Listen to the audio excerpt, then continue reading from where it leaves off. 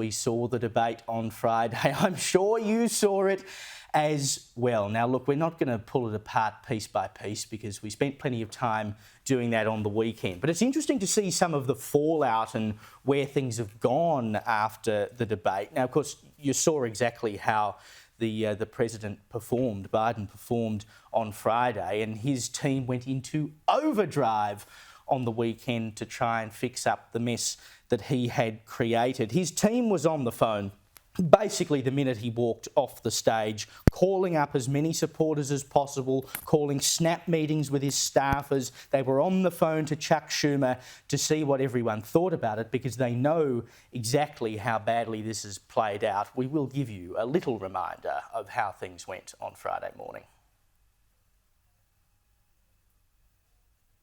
So we haven't got that grab just yet. But when you look at Biden and the way he performed on the weekend or Friday for us, there is no way now that he can be the candidate. He just can't, right? Unless the Democrats want to lose that election. Because as I said on the US report on Friday night, he lost the presidency on Friday morning. Now, whether that means that he loses the presidency before November or he loses it in November is somewhat immaterial, but he lost the presidency in some way or another. If they're not doing something now to get rid of him, there's something wrong, right? But I think this was it. The purpose of it. There's a reason why this was the earliest presidential debate in American history. You don't have it this far out to an election. You wait until things are a lot hotter, maybe a month, maybe a couple at a stretch. We're here in, well, it only just went July. This was June. And they're having debates to decide who you're going to vote for in November.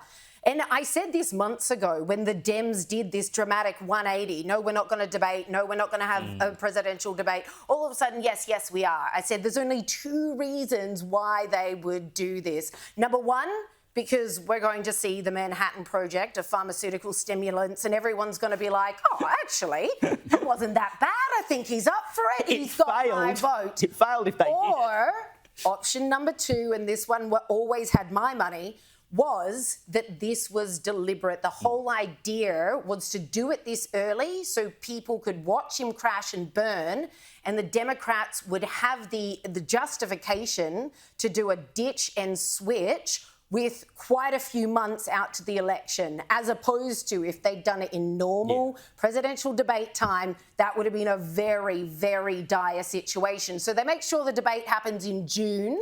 And despite all the CNN being a very friendly network for the Democrats, all the bits and pieces that were put in place, there was a 2-minute delay. What do you need a 2-minute delay, CNN, for? What were you anticipating could happen while the debate was underway? Was he maybe going to collapse or something? I mean, for those not in media, a 2-minute delay is you're preparing for potentially Armageddon. So despite all of that, Biden still couldn't do an even average job. It was genuinely painful. Well, you mentioned how early the debate was in terms of the month, June, but it was also late because it was 9 o'clock at night, wasn't it? Which clearly Joe Biden is not performing at his premium that late in the evening. He's normally in bed, or it was certainly late in the evening. I saw a story today that said he apparently is like tuckered out after 4 p.m, the poor bugger. Yeah. I mean, you know, wheeling him out. Well, first they said, have brokered that as well. They said his poor performance wasn't a setup, which I believe it was. They said his poor performance was because he had a cold. It must have been the mother of all man colds to produce that performance. Well, and he was up fine and dandy the next morning with a teleprompter, performing much better. He sounded totally fine. So if he had a cold, that was why he sounded so croaky. That's crap. And did you see today, they're now claiming that it was because the CNN makeup artists had done him up too pale or something, and that made him look like he was sick. Like, they're looking for every excuse in the book. The problem is we've all seen it. We've got a clip here. We'll show you the one from 2019 where Biden is debating, and you can all see the comparison for yourselves and the deterioration in just a short space of time. Have a look at this. I continue to think we have to make fundamental changes in civil rights, and those civil rights, by the way, include not just only African Americans, but the LGBT community. He wants to get rid of the ability of Medicare for the ability for the. So there you go. It's plain for all to see, and it doesn't matter how the Democrats try to spin this man flu, bad makeup artist, whatever you want. But it gets even worse, right?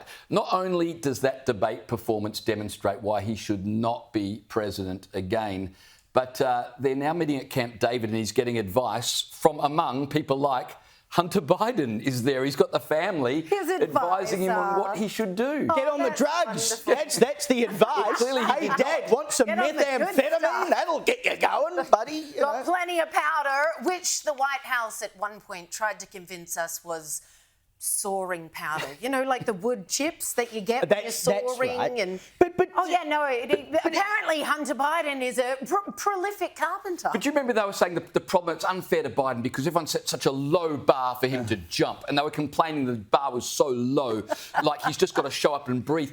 Well, he couldn't even jump that. I know. Well, he was barely breathing, right? But I couldn't get over Nancy Pelosi. Then coming out afterwards, and like you saw it with your own eyes, what happened at that debate. You know, Biden is utterly demented. His brain is mashed potato. We can all see it. So Nancy Pelosi comes out and says, perhaps it's not Biden we should be worried about. There's another man with dementia that's a bigger threat. My people are very much Biden, Kamala Harris, and this is an opportunity for Joe Biden to go out there and show he has the stamina and the rest. And by the way, while the press, and for some reason they don't, there are healthcare professionals who think that Trump has dementia, that his connection, his thoughts do not go together. Isn't it amazing? No, Trump's got dementia. Don't worry about Biden. You know who this election is going to be between, don't you? The Republicans and the Dementiacrats.